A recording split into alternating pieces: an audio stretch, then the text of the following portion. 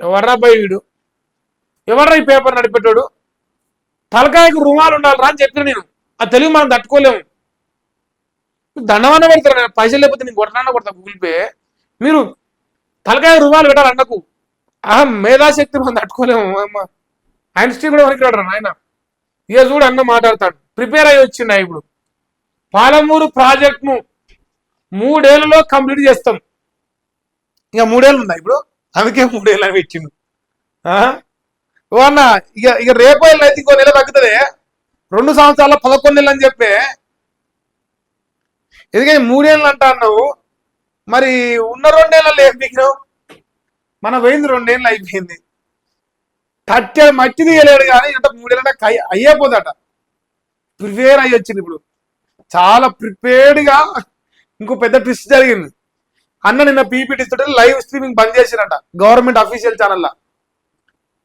నా లైవ్ ఎట్ట బంద్ చేస్తారా బై? నేను ఇంత ప్రిపేర్ అయ్యి వచ్చిన పాలమూరు రంగడి పైన ఇంకో దానిపైన నేను టెలికాల్లో నిరూపించుకుందామని చూసిన 10సారి నా లైవ్ కట్ చేస్తారు అని చెప్పేసి రేవంత్ రెడ్డికి ఫోన్ చేసి క్లాస్ వీక్నంట.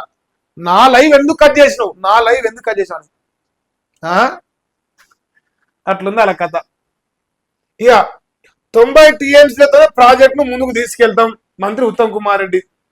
ఉమ్మడి ఏపీ కన్నా బీఆర్ఎస్ హయాంలోనే ఏపీ జల దోపిడీ ఎక్కువైంది. జగన్తో అలైబలై చేసుకుని నీటి దోపిడీకి సహకరించిండ్రు. కమిషన్ల కోసం కాళేశ్వరాన్ని కట్టిన కేసీఆర్ పాలమూరును పక్కన వెచ్చిండు. పాలమూరు ప్రాజెక్టు సోర్సును జూరాల నుంచి శ్రీశైలం మాత్రమే పెద్ద తప్పు. ప్రాజెక్టుకి ఇంకా 39,000 ఎకరాల భూమి కావాలి.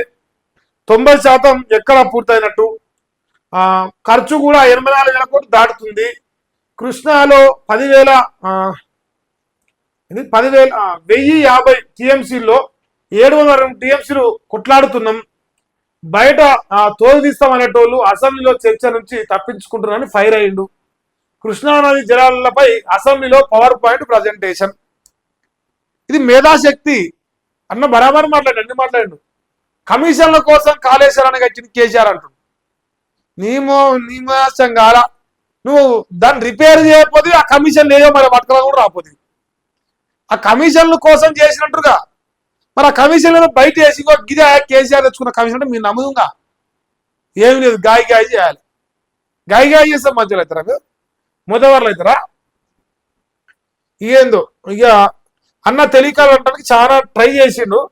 చాలా మెదడు బొట్టు కరిగించి తెల్లవారు కూర్చొని ప్రిపేర్ అయ్యాడు. కానీ పేలలేదే. ఒకవేళ నువ్వు వేలింది అని నువ్వు అనుకుంటే నీ సొంత కాంగ్రెస్ పార్టీ అధికారంలో ఉండదు. నీ సొంత కాంగ్రెస్ పార్టీలో నువ్వు ఒక మంత్రిగా ఉన్నావు, ఆయన ఒక ముఖ్యమంత్రిగా ఉన్నావు. మీ ప్రభుత్వ హ్యాండిల్లో యూట్యూబ్లో ఎందుకు నీ లైవ్ స్ట్రీమింగ్ ఆపిరే? నువ్వు కంటూ మాట్లాడితే ఉత్తమన్నా, ఉత్తమ పురుషునివే నువ్వు. నేనేమన్నా ఉత్తమన్నా, నువ్వు రేపటి నుంచి రుమాలు కట్టుకో. ఇవాళ లేదేమో రేపటికి వాయిదా మాట్లాడుతున్నా అసెంబ్లీ. రుమాలు కట్టుకొని నీ మేధాశక్తిని మొత్తం బయటయి తట్టుకుంటా మాత్రం లేదా చూద్దాం మీ తర్వాత. కానీ అన్న మేధాశక్తి చాలా పెద్దదయ్యో. ఇప్పుడు ఈ వార్తని మన రాధాకిషోర్ రాసిండా, మన అన్నం మీద ప్రేమ ఎక్కువ ఉంటుంది ఇంటికి. లేనే లేదు, పీకేసిండు నిన్ను వీకేసిండు. అయ్యో నాకేం సంబంధం లేదు. రాధాకృష్ణ మరి అన్న కోసం పనిచేస్తాడు, నీ కోసం పనిచేయడు. ఇగో వీళ్ళు రాశారు, అబద్ధాల పీపీటీ అంట. అసెంబ్లీ వేదికగా రేవంత్ రెడ్డి ప్రభుత్వం దుష్ప్రచారం చేస్తున్నది. పాలమూరు పాపాన్ని కప్పిపుచ్చుకోవడానికి తంటాలు పడుతుందట. నెపాన్ని బీఆర్ఎస్ పై మోపి తప్పించుకునేందుకు ప్రయత్నం చేస్తున్నారు. కృష్ణా జలాల వివాదంపై మంత్రి ఉత్తమ్ అడ్డగోలు వాదనలు చేస్తున్నాడు. వాస్తవాలను దాచి అర్ధ సత్యాలు అర్ధ గణాంకాలు చెప్తున్నట.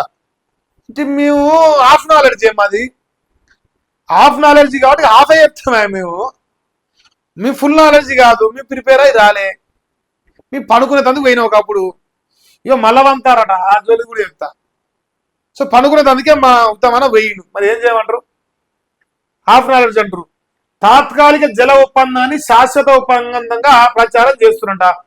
జూరాలు వినియోగించుకోని దుస్థితికి కారణం చెప్పని మంత్రి అండి.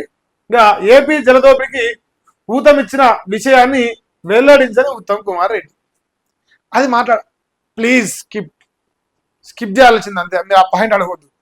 ఏపీకి ఏమైనా దోపిడీ పెట్టి నీళ్ళు ఇచ్చినామంటే మీరు దాని గురించి చర్చ పెట్టద్దు దయచేసి. Please request, it's my humble request అనమాట. మా ఉత్తమన్న ఖచ్చితంగా రేపు రుమాలు కట్టుకొని వస్తాడు. సోమవారం నాడు రుమాలు కట్టుకొని వచ్చి పద్ధతిగా మాట్లాడతాడు. నేను అందరికీ హామీ ఇస్తున్నా. మా అన్న నాకు చెప్పిండు ఆల్రెడీ. ఇంకేందో ఉత్తమ పీపీటీ కంట కాంగ్రెస్ డుమ్మా కొట్టిందంట. నీళ్లపై మంత్రి ప్రజెంటేషన్ ఉన్న సభకు రాని మంత్రులు రాలేదు, ఎమ్మెల్యే రాలేదు. ఉత్తమన్న ఇస్తే మీ వాళ్ళని నమ్ముతలేరు, దేక్తలేరు. ఉదయం సెషన్లో పరిస్థితి మరీ ఘోరంగా ఉందంట. అధికార పక్షం నుంచి హాజరైంది పట్టుమని 15 మంది ఎమ్మెల్యేలే. ఉత్తమన్న అంత కష్టపడి ప్రిపేర్ అయ్యి వస్తే 15 మంది వచ్చినట్టు అసెంబ్లీకి. 65 ఇలా లెక్క. ఆ 10 మంది దున్నపోతున్నట్టున్నాయి. 75 లెక్క, 75, 76. ఇక అధికార పక్షం నుంచి హాజరైంది 15 మంది. పీపీటీ ప్రారంభంగానే వెళ్ళిపోయిన మంత్రి కోమరెడ్డి. అంటే ఆయనకి హెలికాప్టర్ ఇవ్వలే. ఉత్తమన్న హెలికాప్టర్ మన ఎక్కువ ఇచ్చిండు బేగంపేటలో. అలిగిండు, మళ్ళా అలిగి ఇంటికి వేయండు కోమరెడ్డి వెంకరెడ్డి. చాలా బిజీ పని ఉంది ఆయనకు. అలిగిండ తప్ప అనే ఆయన అలుగొద్దా? సో ఆయన ప్రారంభంగానే వీకింది. హెమ్మాయి నీళ్ళు వాటర్ కలపాలి, నాకు టైం అవుతుంది, నీళ్ళు వాటర్ కలపాలి, నేను పోవాలని మీదేంద్రబాయ్ అని చెప్పేసి పీకిండు ఆయన.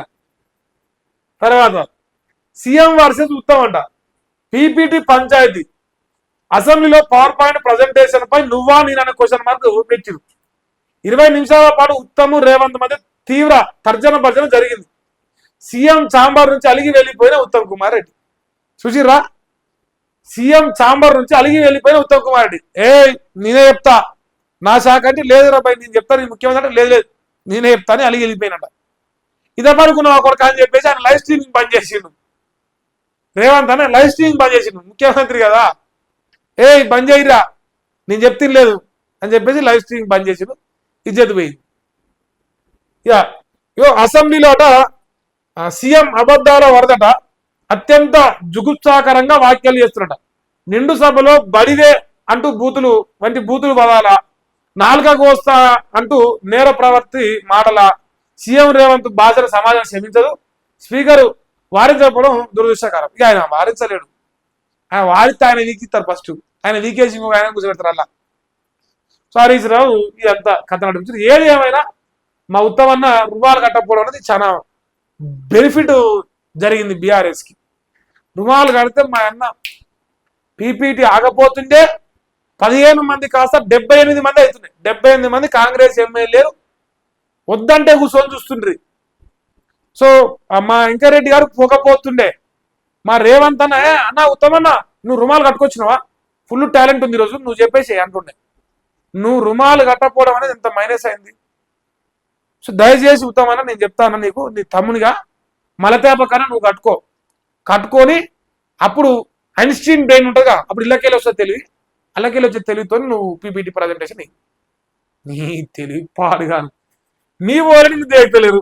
మేమేం చెప్తున్నా, మీ పార్టీలు నువ్వు గెలిపించే కాంగ్రెస్ పార్టీలు, నీ తల్లాంటి పార్టీలు మీ వాళ్ళని ప్రజెంటేషన్ కూడా దొబ్బేసారు. ఇక బీఆర్ఎస్ అంటే నేనేం చెప్పను. అయ్యో ఉత్తమన్నా ఎన్ని బాధలు వచ్చింది నీకు.